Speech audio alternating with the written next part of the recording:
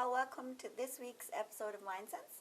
Time to cut the nonsense. Let's talk MindSense. I'm your host, Meena J. और मन की बातें तो होती रहेंगी. Keep watching MindSense. मैं हूँ आपकी host, Sarita Chand. And today in the studio with us, we have a special guest, Sandy Lambert. Welcome. Thank you so much, Meena. It's a pleasure to be here. Yes, thank you for coming and speaking with us today. Let's start off by just getting to know who Sandy Lambert is, where you're from, where you were born, a little bit of a background about yourself.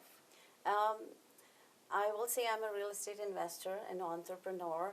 And my life has gone through a lot of twists and turns, and I have come to a point where I felt that I needed to give back to the community. So I recently started a yoga, meditation, Reiki studio in Coquitlam.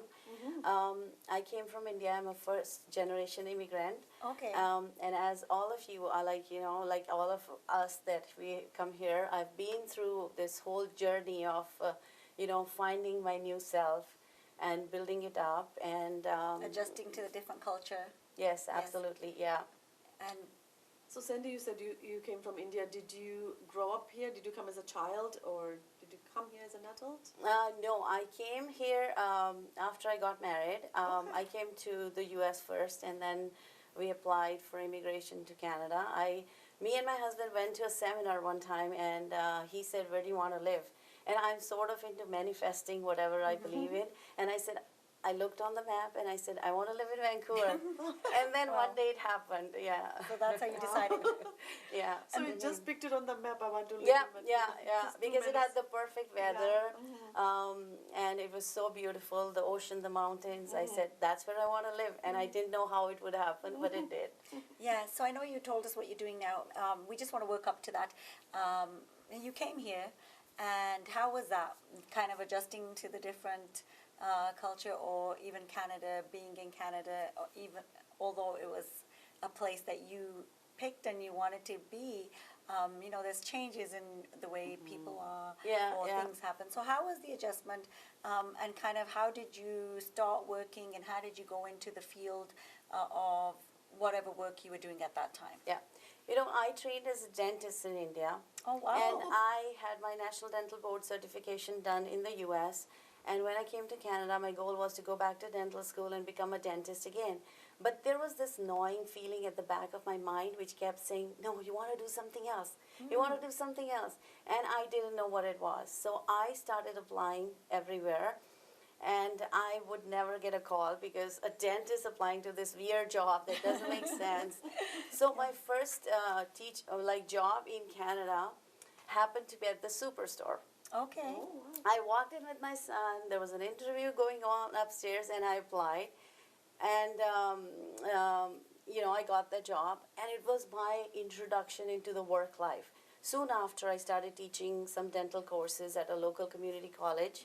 How was working at Superstore? I mean, like you said, a dentist in India comes to Canada and is working at a grocery store. How was that for you? You know what?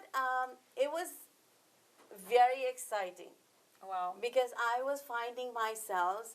Thankfully, my husband had a great job. He had taken a job opportunity in Campbell River on Vancouver Island. So we had moved with a job. So there was not this pressure to make money for me. But I really didn't want to go back to dental school. I just felt like I can't look into people's mouths. I don't look at teeth anymore. Yeah, like my parents made me do that because they said, oh, you have to have a doctor before your name, and I didn't get into MBBS, so they said, no, you become a dentist now because you got in. So for me, I felt like, oh, this is a great opportunity. So I was closing accounts for the superstore at night. I was teaching at a college in the mornings, and then I got my real estate license, and I was selling homes during the day. It was so exciting because people were fighting. Some said I was an accountant, some said I was a teacher, some said I was a real estate realtor, and everybody would fight. I'm like, no, Sandy's this, Sandy, and I'm like, I don't even know who I am. I need to find myself, and this is exciting. I have no labels. I can become and do whatever I want.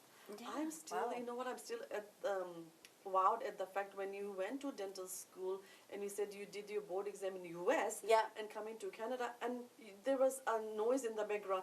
Like, I'm trying to listen to that noise. Yeah. No, nothing's talking to me. Okay, I got into all the best schools in the U.S. I got into UPenn, I got into Tufts University, I got into New York School of Dental Medicine, and it was time to go. And my son was just born at that time. He was a couple of months old. So I went to India to drop him because I didn't know as a new immigrant how to go to school and take care of a baby and be a new mom. So I went to India to drop my son, and I had already paid my tuition for first year at a Boston school, Tufts University School of Dental Medicine. And when I was about to leave, my son was looking at me like a little infant, and I was going to leave him for 2 years and not know how he's going to, not know his first sitting, his walk, like his milestones. Yeah. And I started crying. And I looked at my dad and I said, Dad, what do you want me to do? Do I leave him here? Or do I just, go and do what I need to do and then come back and pick him up? And my dad said, he'll never forgive you. He said, you'll never, ever create that bond. Yeah. And even though my dad never interferes in my life or never tells me what to do, he said, I don't care what you do, just take him with you. So we were at the airport. We bought like an $8,000 ticket for my son because we didn't have a ticket So for you him. changed your mind. Yeah, like I had no clothes. I had none of his stuff.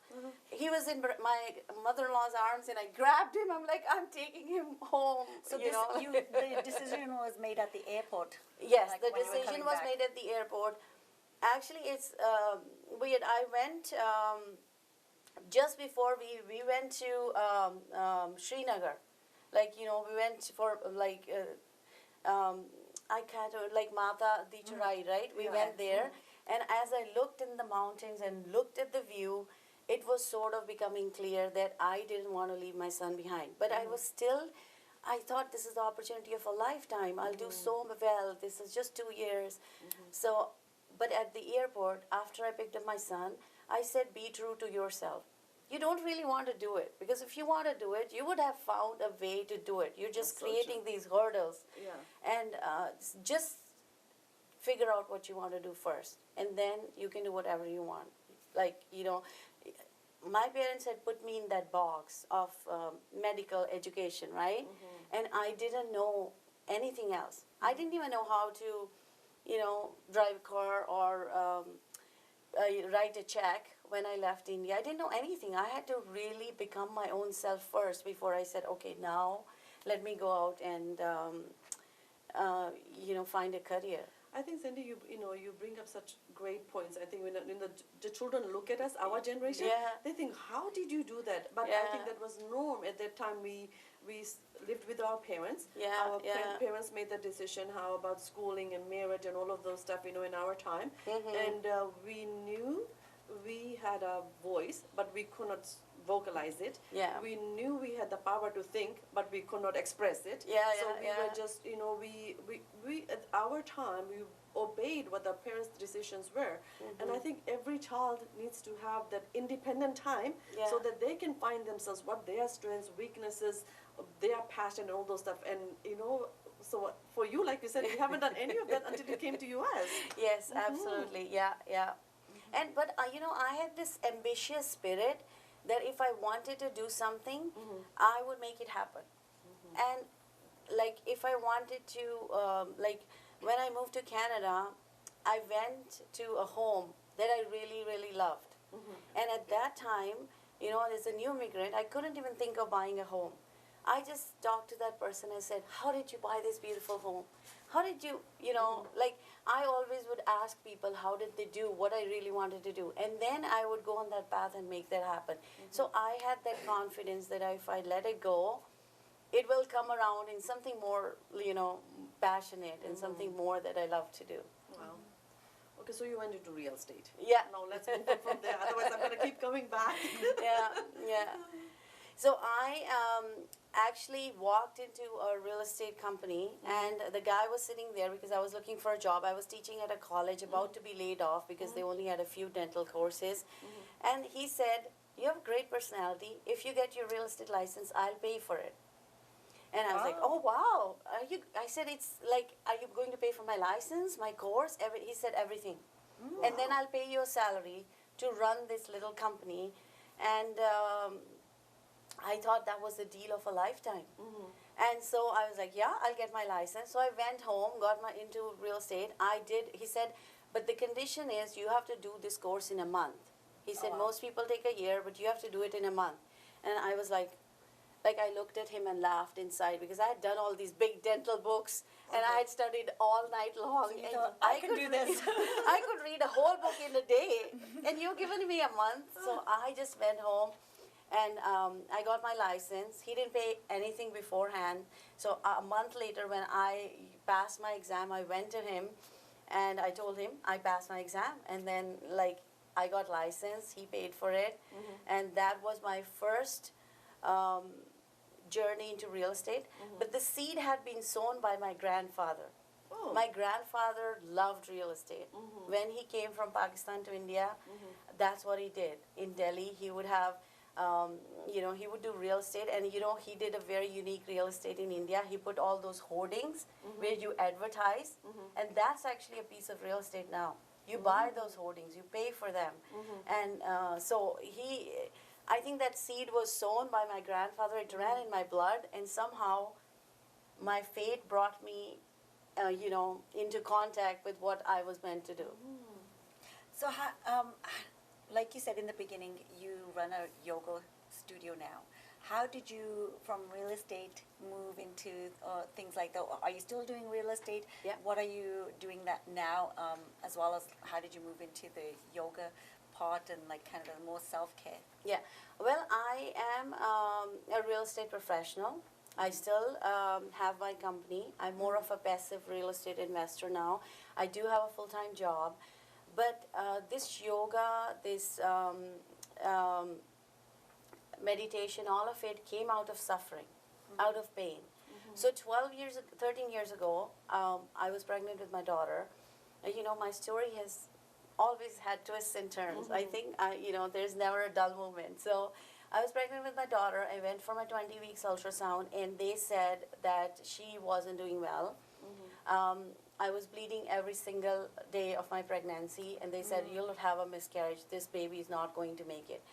And I said, what does she have? They said, we don't know. It's probably a genetic condition we don't know of, which is not been diagnosed yet. So they sent us from Campbell River to Vancouver.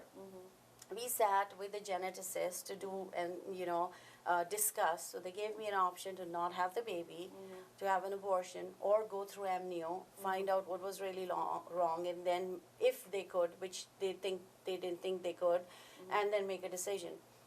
So I looked at my husband and my son, who was 5 years old at that time, and I said, what do you want me to do? Like, I was just crying. I was like, and a part of me didn't want to give life to that baby who would not really have a good life, right? Like, it was like so heartbreaking. And my husband asked the doctor, he said, can you tell us if it's a boy or a girl? And the doctor said, it's a girl.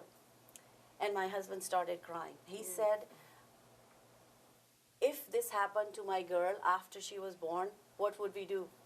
And I said, we'll take care of her. We'll give her a good life. And he said, then let's do it. Let's get up and walk out of here and give her a good life. And my son said, I want my sister. I don't care what she has. I don't care if she's really, really sick. Let's just walk out. We're having my sister. And those two guys gave me so much strength that I decided to walk out of there doing nothing and hoping and praying that everything would go okay. So my daughter was born, and she, whatever they said, I thought they were not. Actually, I told myself, it's not true, it's not true. They just don't know. She's going to be fine. So my entire pregnancy, I kept praying, and I said, it's going to be fine. They can't tell it all. God has His own miracles. But Chana was born, and she had a seizure right after birth. We were flown to Children's Hospital, and here I had a baby, and they said, she's not going to make it. Her heart, lungs, nothing is working. Yeah. So 9 months of that, and as soon as was born, oh my God. Yeah. And now how old is she Now Shauna is 13 years old. 13 years old. Yeah. So I remember sitting in that helicopter. They wouldn't take me because I just had a C-section. I sitting in that helicopter, but I forced them. I said I can walk. I just got up and I forced myself to walk. I said I can walk, and I need to go with Shauna. They flew her from Campbell River to Victoria General. And so I sat in the helicopter looking at my baby, and I just kept praying. I said, God, if I have ever done anything wrong, forgive me. If there is anything you can do for me, just let me take my baby home. Just let my brother, her brother and my husband, just, have their little girl, their, sister for a little while. And that's all I prayed. So we got down to Victoria General, the hospital. My stomach was this swollen because I just had a C-section and I was walking. And they took her to ICU, and I'm standing beside Shauna, crying, worrying because they didn't let my husband come with me. So he was driving from Campbell River. It was 2.5 hour drive, and I was just waiting for him to come because I didn't know what was going to happen. So the pediatric cardiologist, was trying to pump, work with Shauna. I could see her oxygen level was really low. I could see that it looked really critical. But 3 or 4 hours later, and we just stood there and they did their thing. I cried. And 3 or 4 hours later, the pediatric cardiologist came to me and he said, your daughter has a perfect heart. Don't worry. I think she'll make it. Wow. That's nice. Yeah. Wow. That's a lot. I was like, when you said it came from suffering, Yeah. I think you, like, Yeah. but you know what, Sandy, I want to say thank you for sharing, because I think everybody's personal stories, what makes them unique, and that's where we draw our strength from. Yeah. And I can't even imagine, because I think my daughter was diagnosed with a lung condition when she was at the age of 22. Right. And I didn't know how to function. She was the one that reminded me, what, Mom, when you feel like there is nothing you can do, remember, you can always pray. People who are watching, the power of prayers, miracles happen all the time. Yeah. So, please, Sandy, so Shauna's 13 now. Yeah. So, So her, having Shauna changed me. Mm-hmm. Having Shauna gave me a different, before that I was ambitious. I wanted to make money. I wanted to be successful. But I didn't know, how to be really happy and peaceful. So Shauna sent me on this journey of self-discovery, of finding happiness within my own self. So personally, I've been doing yoga, meditation, Reiki for a very long time. So And- this was just you doing it on yourself, or you had clients, but just practicing by yourself? So initially, my practice was my own. So I was doing it myself. I was really, calming myself through. I would wake up in the morning, and Shauna would have a massive paroxysmal torticollis attack. She could not eat. She would have breathing issues. There was so much to. I had a really sick little person that I had to make sure lived. That's what I had to do. And I had to make sure she lived with joy and happiness and not suffering and pain. So I learned one thing. You know how in Gurbani they say, Suniye maniye, right? So I was listening to what the universe was telling me, and I was in my heart, accepting it. So what I learned, I think I had a lot of spiritual revelations during that period, that I learned that surrender is the ultimate power. So, Sandy, I'm sorry, I'm going to interrupt you. I just want to know, when I'm hearing you, you taking care of so much. When do you have time to take care of yourself? I'm just, and you were doing all of this stuff. I just want to ask you, did you have a teacher? Did you go to somebody? Did you have somebody, a guidance, or did you do it for yourself? Yes, every moment has been my teacher. And I have had every single person that came in my life. Meena, you were my teacher at one time, remember? I met you in that elevator. So, we have all had our teachers. I have had teachers every step of the way. Every moment that I live, every person that comes my way, every conversation I hear, even when I turn the radio on in my car, I ask myself, what is it trying to teach me? That's my teacher. But yes, I have had formal training. I'm a certified yoga teacher. I'm a certified Reiki master. I have done my life coaching. So I did study. I did study a lot. Like I always loved to like educate myself, and so but a lot of the experimentation on the methods and techniques, like India has given us 112 meditation techniques, right? And my dad taught them to me when I was 4 years old. He started me with pranayama.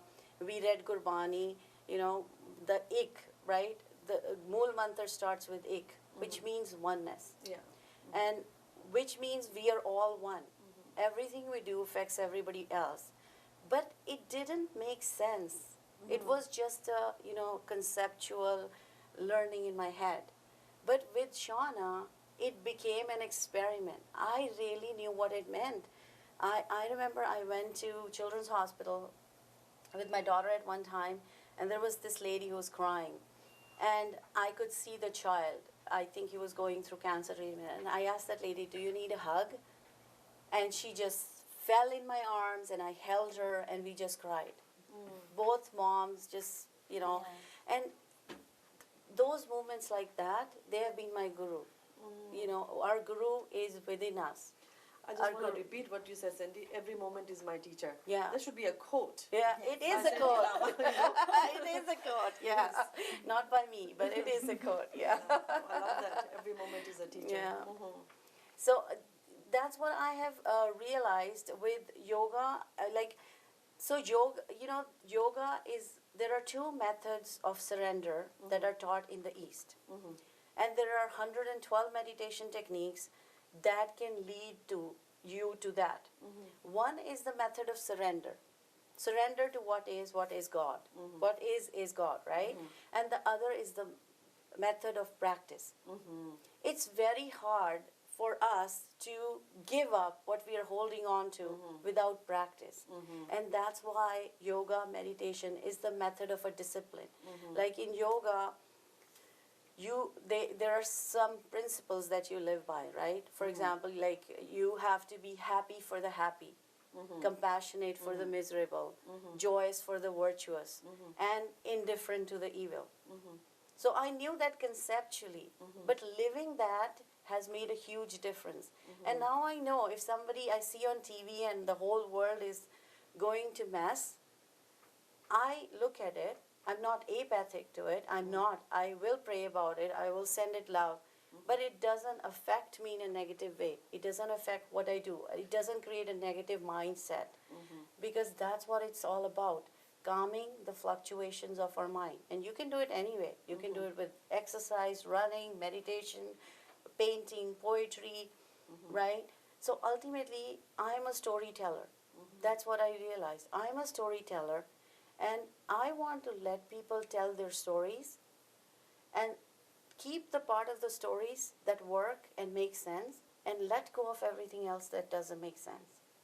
And that is been my goal for the, I remember I told my husband 20 years ago that I will set up a meditation retreat. That's what I said to my husband. I never did it because life took its journey, right? But now I'm in a space where on weekends or on my days off, I can devote that time to. And my kids are older, so that's what I do. Like I meet someone who's suffering and who has his mind going, you know, nonstop. And I just sit with them and say, let's just work on it. Let's just calm it. Let's just use it as a tool, not let it use you. That's so, I mean, listen to you, it's like we could just listen. You know, like your journey and what you've been through. And, you know, like you said, you knew all this. You've been taught as a kid, but actually living it, you know, and a lot of us will recite it. We've done it. So we've done our prayers, we've done it, recited, but not actually, you know, the inner work. And I think that's what we all kind of struggle with, is actually living what, because we know and we hear, you know, about meditation, about like focusing on ourselves within and our thoughts, and how our energy and discipline, and we all know that, but it's doing and practicing which is so hard, and especially like the negative situations or the difficult situations that came into your life made you a better person within and for other people around you, instead of, you know, it can make people bitter, or why me, and feel sorry, like, oh, this has happened and I have to do all this. So it's very commendable. Thank you. Definitely. We have a couple of minutes left. I just, you know, how do people contact you or connect with you? So you want to connect with other people. How do people connect with you? Like you said, you sit with them. How do they connect with you? And what would you like to tell the audience watching at the end? Well, my studio is called The Art of Zenning. It's in Coquitlam. You can search me on Facebook, The Art of Zenning. I have a small Facebook group. I am on TikTok. I'm on Instagram. You're on TikTok too. I'm on all social media. Yeah, so I'm on all social media. So you can search for me, The Art of Zenning. You can email me at artofzenning@gmail.com and connect with me, because what I feel is my purpose in life is to heal. And if you're in pain, you're suffering, I can help you find that piece of yourselves that will help you heal. And so, you know, Sandy, everybody has suffering in their life, but not everybody heals. Yes. You know, and when you don't heal, you're not going to be able to find that peace and that joy within you. So I think it's very important that, you know what, we cannot prevent life from happening. Life happening means, you know, events that's going to be hurtful and painful and all those stuff, but we also have to learn and adapt to healing and reach out to like people like you who can help us guide through healing. Yeah, thank you. Yeah, absolutely. I feel like we all have to welcome who we are first, right? That is where our healing journey starts. And once we welcome who we are and accept completely and surrender to it, we're really empowered. Then we create our lives whatever way we want. Thank you. Thank you so much, Sandy, for coming in the studio and sharing your story. It's very inspirational, and we hope to have you again. Thank you so much. Talk more Pleasure. about what you do and about you. So thank you so much. Yeah, thank you so much. Pleasure being here. Thank you for watching, and until next time, this is your host, Meena J. I'm my host, Rita Chand.